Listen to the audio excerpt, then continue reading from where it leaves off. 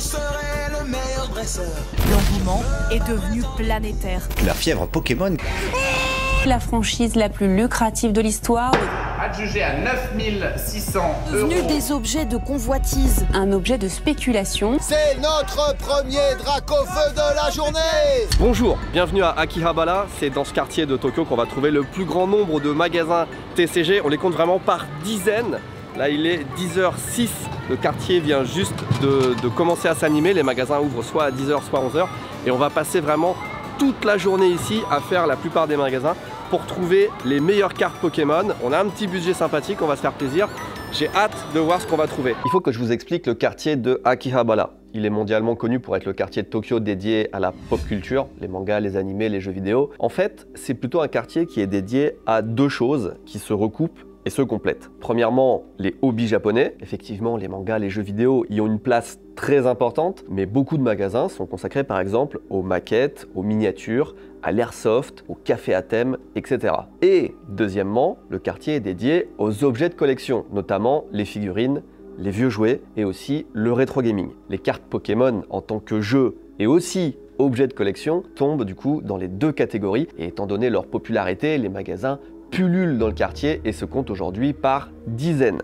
Pour m'accompagner dans ma quête aujourd'hui, je suis avec Théo de l'équipe ici Japon Corp qui sera notre expert en cartes Pokémon. Et bah écoutez, aujourd'hui on va se diriger vers des bons petites boutiques Pokémon que j'ai trouvé et un petit peu de One Piece, on verra, c'est le truc cool. Donc là on est juste en face de la gare, on prend vraiment le premier.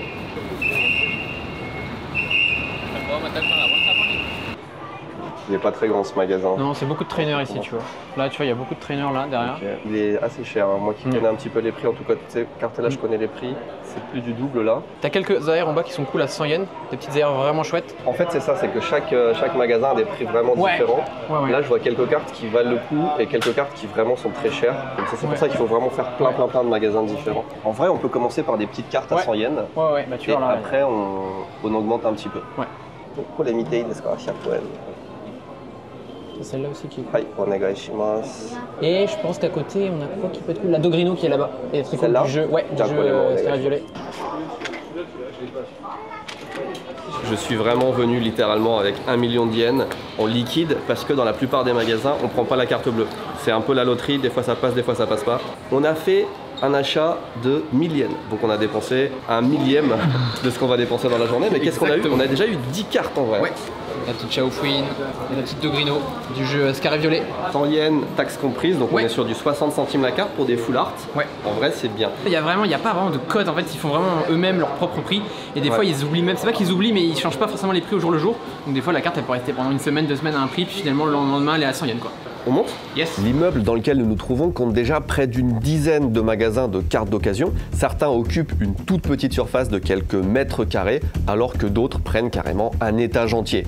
Ce qui est intéressant, vous allez voir, c'est que chaque magasin est différent en choix, en prix, en spécialisation. C'est donc impossible pour un collectionneur de s'arrêter à un magasin en particulier, et c'est pour ça qu'on va passer toute la journée dans le quartier. Tiens, tu vois, on disait les prix des magasins à l'autre changent de 80 yens là, tu vois. Là, ça c'est les cartes qu'on vient d'acheter à 100 yens.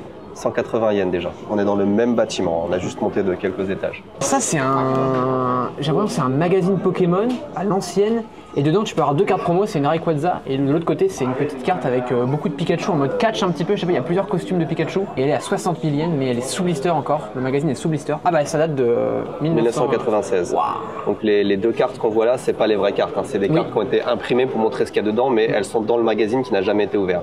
Incroyable, je l'avais encore jamais vu celui-là. Dans beaucoup de magasins de cartes, les grands magasins de cartes, il y a beaucoup de cartes aussi comme ça à l'unité qu'on peut choisir, qui coûtent, selon les magasins, en général c'est 50 yens la moyenne. Et tu te fais ta petite sélection, souvent c'est les cartes communes, les cartes qu'on veut pas trop, mais dedans des fois il y a des petites dingueries. En Pokémon on a ça là, tu vois par exemple. Alors l'état des cartes est souvent moins bon que les cartes en vitrine, tu vois là on voit qu'elles sont toutes un peu édentées. Des fois elles sont en parfait état aussi, hein, ça veut rien dire, mais il faut juste être plus vigilant quoi. Hai, ja, kono kado to. Ja, mazu kono kadoを見て。はい、こっちです。C'est important de bien regarder les cartes, surtout quand elles ont une certaine valeur, parce que le moindre défaut sur la carte, ça lui fait perdre une valeur de fou pour les collectionneurs, c'est super important.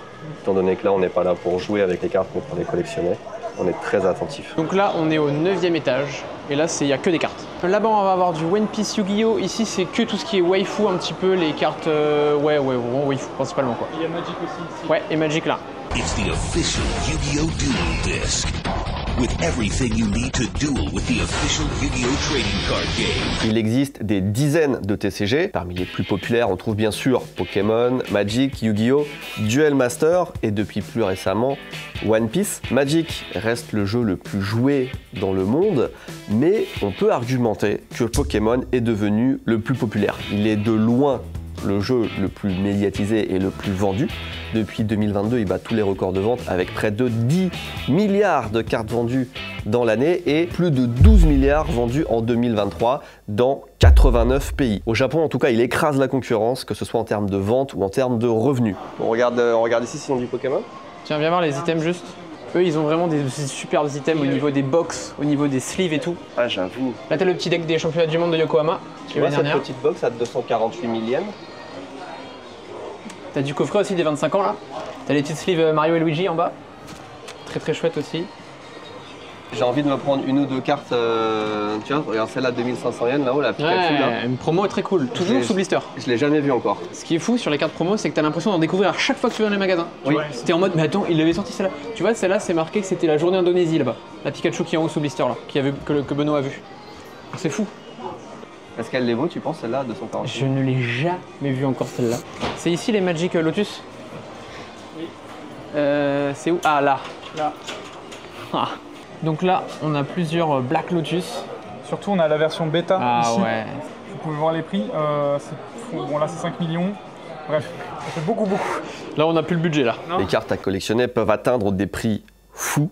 Les cartes Magic, Pokémon et Yu-Gi-Oh! En particulier peuvent s'échanger à plusieurs centaines de milliers d'euros, voire plusieurs millions d'euros dans certains cas. La carte Magic the Gathering la plus connue, c'est le Lotus Noir. Dans un état parfait, elle se vend à environ 500 000 euros, mais les prix peuvent grimper encore. L'année dernière, il y a le rappeur Post Malone qui prend possession de la carte de l'anneau unique. Ça vous dit peut-être quelque chose.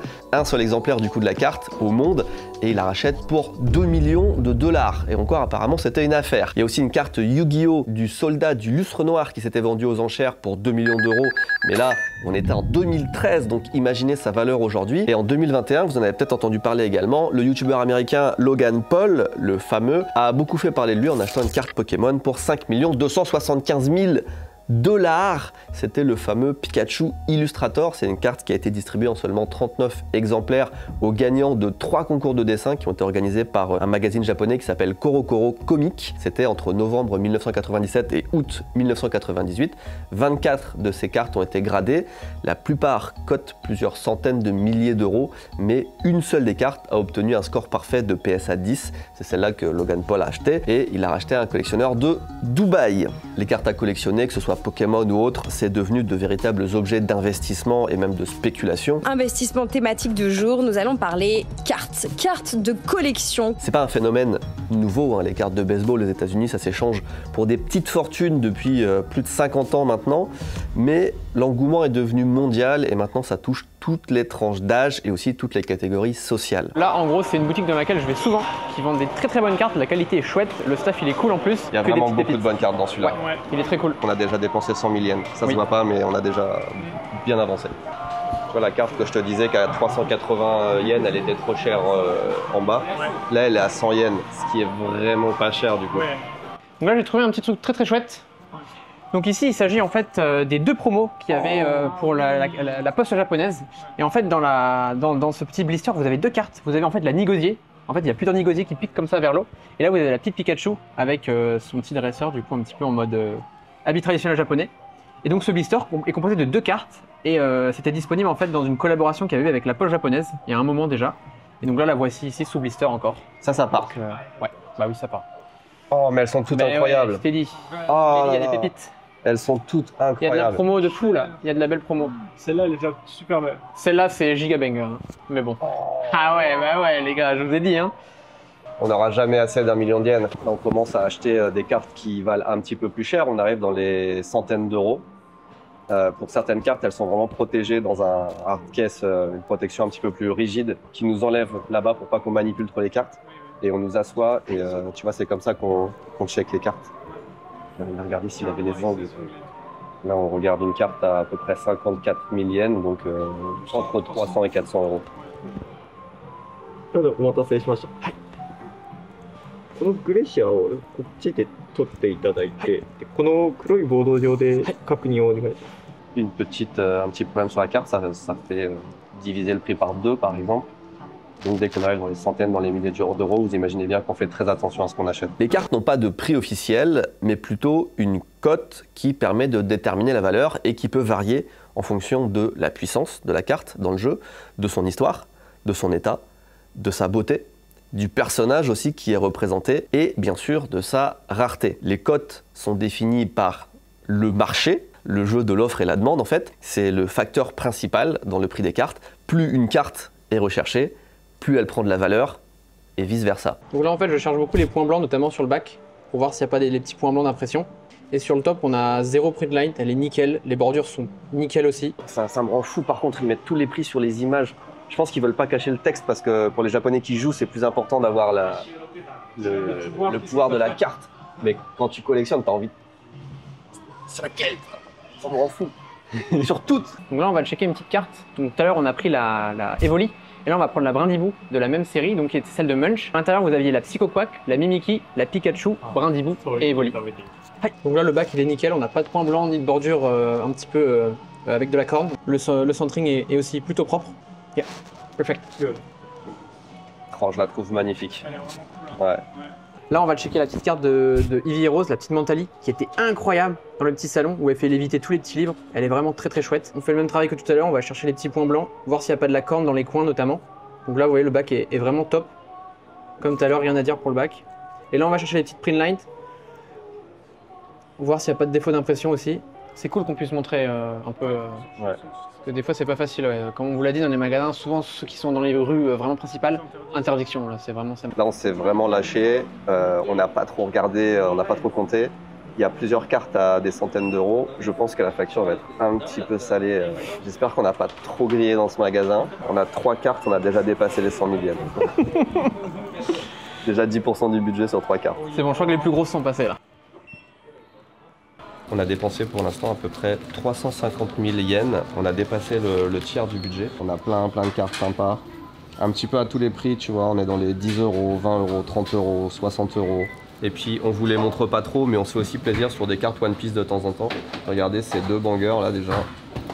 J'aime énormément la Uta. Ouais. C'est la dernière extension, celle-là c'est... Elle est magnifique. Messieurs, dames, si d'aventure vous ne connaissez pas l'univers ici Japon, apprenez qu'on a plein de boutiques en ligne depuis lesquelles on expédie des choses très intéressantes depuis le Japon jusque dans le reste du monde, dont une boutique de cartes japonaises avec du Pokémon, du One Piece, du Dragon Ball, du Yu-Gi-Oh, du tout ce que vous voulez, dont les fameux Olipa. Et toutes les cartes qu'on a achetées aujourd'hui dans cette vidéo et bien d'autres, vous les retrouvez dans ces packs originaux, les Olipa de Tokyo Cards. On a du One Piece, on a du Pokémon, on a du Dragon Ball. Et toutes les cartes qu'on a eues dans cette vidéo, je le répète, sont ici devant moi dans ces packs et vont être expédiées à partir d'aujourd'hui. En fonction des packs, c'est entre 9 et 10 euros. Il y a 5 cartes dedans et c'est des packs premium avec beaucoup de cartes brillantes, full art.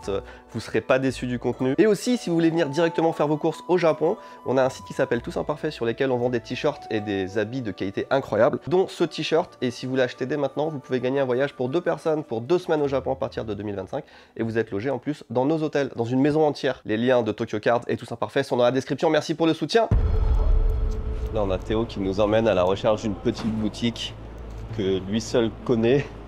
Mais Akihabara, c'est très grand comme quartier. Alors, il y a vraiment les vitrines qui sont là où tout le monde passe, où c'est le brouhaha, les touristes et tout.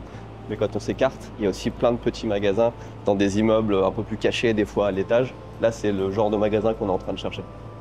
Voilà. Ah. C'est ici. On dirait vraiment qu'on rentre dans un restaurant chinois. Ouais. Alors, 2e, 3e et 4e étage.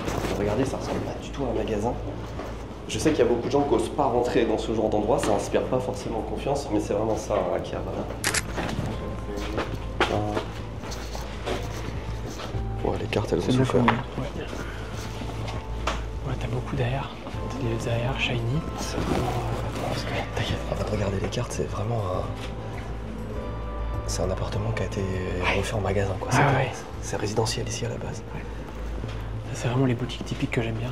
C'est vraiment en mode... Il y a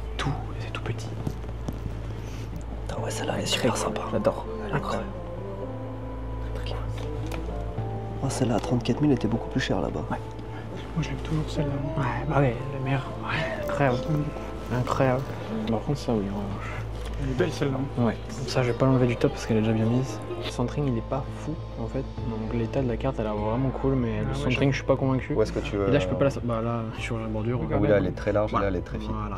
63 820 yens. Et là, c'est la boutique typiquement cash only. Ah! Il est pas sur ma map celui-là encore. Allez. C'est lequel? C'est celui-là? Ouais. Sur une échelle là, c'est on monte dans le navire. Hein. Depuis que je fais les boutiques, c'est très rare qu'ils nous laissent toucher nous-mêmes les items. Ouais. Faut le savoir, hein, ça arrive pas souvent. Donc là on est sur des gradés protégés, etc. Donc là pour le coup on peut les manipuler à la main. Ça, c'est des vitrines qui sont louées par des gens qui exposent ce qu'ils veulent. Ouais. Donc ça, c'est des particuliers qui vendent directement. Et là, il y a tout un lot de cartes gradées PSA 10. Et c'est ce qu'on va commencer à target dès maintenant. On parle beaucoup de PSA quand on évoque les cartes gradées. PSA, c'est le diminutif d'une entreprise américaine qui s'appelle, attention avec son français, Professional Sports Authenticator. Professional Sports Authenticator. Le service qu'elle propose depuis 1991, c'est d'évaluer l'état des cartes à collectionner qu'on lui envoie. Et plus une carte est ce qu'on appelle mint, c'est-à-dire en excellent état, plus sa note est élevée. Un 10, ça correspond à une carte parfaite. Un 9, c'est une carte en excellent état.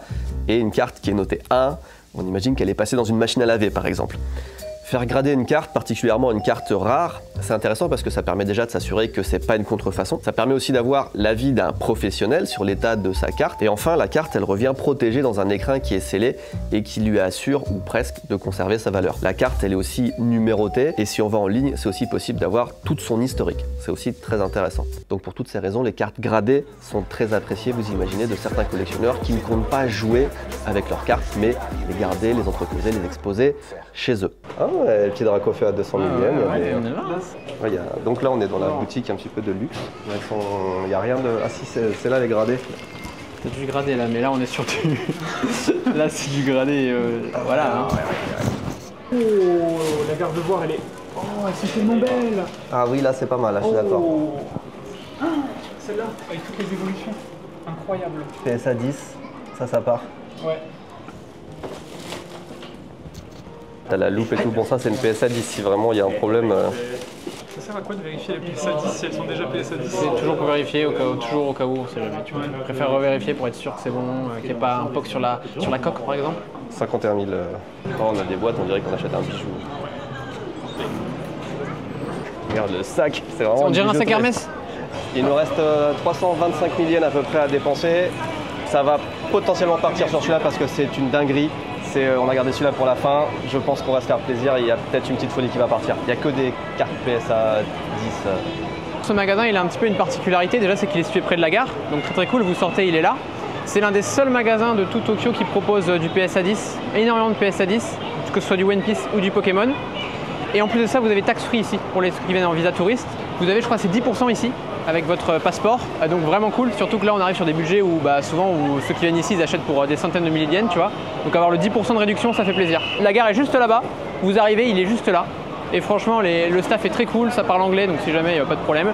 Et puis il y a vraiment des dingueries dedans, donc let's go. Waouh, c'est chaud parce que... Non, mais attends, tu choisis. Il y a que des dingueries. Voilà. Non, ça c'est pas aussi cher que ça. C'est tout rien, tu peux perdre 300-400 balles comme tu peux gagner 300-400 balles là-dessus. Celui-là il est à 22 000, là il est plus soft. Le chiffre c'est 8, donc Kochi, 8. Ah. Et moi j'ai le 5. Vas-y. Vas-y le 5 alors. 5, moi aussi c'est le 5. Ah vas-y le 5 alors. Si on se prend les deux Olipa à 100 000 yens, il nous reste à peu près 225 000. Est-ce qu'on ferait pas un all-in, tout sur une seule carte? Let's go. La Noctali VMAX de Eevee et Rose. Ça c'est une petite dinguerie. Je pense que si on met ça dans les packs, celui qui va l'avoir. Ah là il va être photo. Si vous l'avez dans les Olipa, photo. Allez vas-y, ça part. Allez on fait ça. Bon allez je vais aller chercher le gars. C'est une des cartes tant convoitées du bloc épée et bouclier qui était sorti dans la série Eevee et Rose. Ouais, c'était un petit peu la carte ultime à aller chercher lors des openings. Et là donc on peut voir la Noctali VMAX qui est en haut de sa petite tour, voilà, avec la petite pleine lune. 1 million et 1000 yens de cartes Pokémon achetées en une journée. Je pensais que ça tiendrait dans la petite sacoche au départ. En fait pas du tout. On se donne rendez-vous au studio juste quelques minutes pour débriefer un petit peu de tout ce qu'on a eu parce qu'on n'a pas pu tout vous montrer. C'était dinguerie, c'est incroyable. Tellement content de cette journée, j'ai l'impression que c'est Noël, alors qu'on garde même pas les cartes. Non. Allez, Ouais. nous sommes le lendemain et c'est l'heure de découvrir le butin. On va faire un petit peu le bilan. Alors déjà, je vais commencer par ce qui n'est pas une carte, ce qui est le coffret 25e anniversaire qu'on a eu au prix de 45 000 yens, ce qui est vraiment pas cher parce que en général, alors le moins cher que j'avais vu au Japon, c'était 55 000 à la campagne. On l'avait vu à 90 000 dans juste deux avant. boutiques. Ouais. Et les cartes, il y a 2 cartes dedans et les cartes vendues à l'unité, c'était 40 000 yens chacune. C'est ça. Donc on a vraiment une bonne affaire et en plus je peux vous montrer l'intérieur sans l'ouvrir parce que hop, j'avais déjà acheté cette box bien beaucoup moins cher parce qu'il n'y a pas les cartes dedans. J'étais très curieux de savoir ce qu'il y a dedans et là la boîte est full.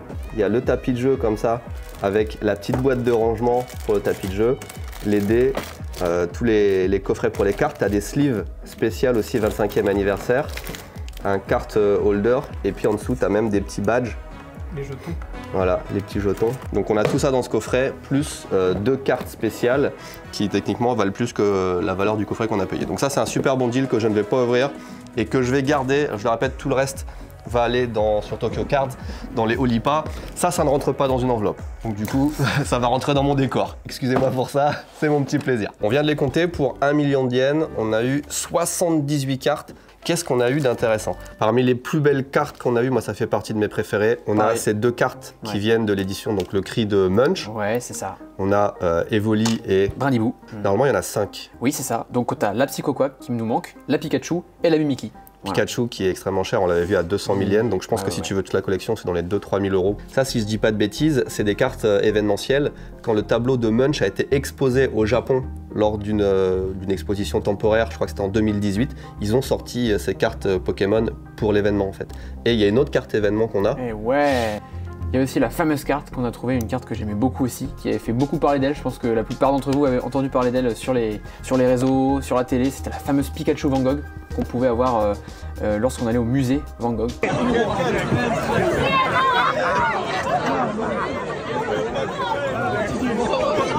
Alors ça c'est mon petit plaisir, on a les cartes indonésiennes et j'ai fait mes petites recherches et j'ai vu qu'il y avait, les cartes Pokémon étaient imprimées en 14 langues différentes. Et par exemple il y a du russe, il y a du hollandais, il y a évidemment français, espagnol, italien, celle qu'on connaît bien. Elle code pas grand chose, c'est indonésien, on sait qu'en général c'est français, anglais, japonais qui codent le plus. Et là on a le mini set qu'on a essayé de faire de S6A, donc Eevee et Rose, la fameuse série que les gens aiment beaucoup aussi. Ce qui est cool c'est qu'on a la Givrali en V et la VMAX de Givrali. Sinon on a bien sûr en PSA 10 la fameuse Noctali VMAX. Pour vous dire les prix, là ça va de 7 000 yens à 54 800 yens pour celle-là qui est vraiment magnifique. Ah, trop bien. On a ces cartes qui ont été rangées dans des petits coffrets à bijoux dans ce petit magasin aux airs vraiment de magasin de luxe. Hein. Celle-là, moi c'est ma préférée, elle est incroyable, hein. Vraiment.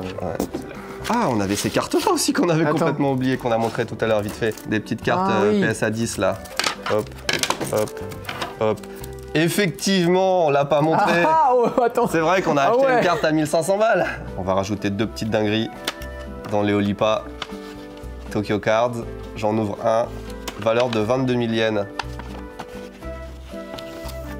Oh si, elle est belle. Ça ne vaut pas beaucoup plus que 22 000. Ça ne vaut pas 22 000 yens. Non, elle vaut pas 22 000 yens, je te le dis tout de suite. On est plus dans les... Dans les 10 000, je pense. Ah non.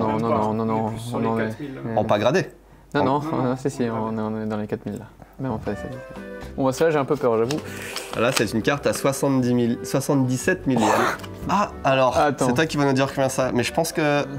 Non, mais elle est cool quand même, elle est très très chouette. Après avoir vérifié sur le net la cote de ces cartes, celle-ci cote à peu près. 35 $. À peu près 5 000 yens. Voilà, 5 000 yens, ouais. Et celle-ci, à peu près 20-30 000 yens. Donc, on est sur. Bon, bref. Merci d'avoir regardé cette vidéo. Je rappelle que toutes les cartes qu'on a eues aujourd'hui sont ici dans ce lot. Donc n'hésitez pas à aller sur Tokyo Cards pour acheter ces magnifiques Olipa. Et aussi, si ça vous intéresse d'avoir plus de contenu cartes ou Pokémon, on a une chaîne secondaire qui s'appelle Ici Japon Corp sur lequel on parle d'entrepreneuriat et notamment comment on fait fonctionner cette entreprise en particulier. Et dans la vidéo d'hier, on est allé acheter des cartes au Japon et les revendre quasiment aux mêmes personnes pour voir quelle était la différence de prix entre l'achat et la vente au Japon. Pour comprendre un petit peu tous les mécanismes, si ça vous intéresse, il y a également le lien en description. Et je rappelle qu'il y a aussi un concours pour aller au Japon si vous achetez ce t-shirt sur Tous Imparfaits. Ça vous fait 3 liens, c'est beaucoup. Mais aujourd'hui, on est auto-sponsorisé. À bientôt. Des bisous.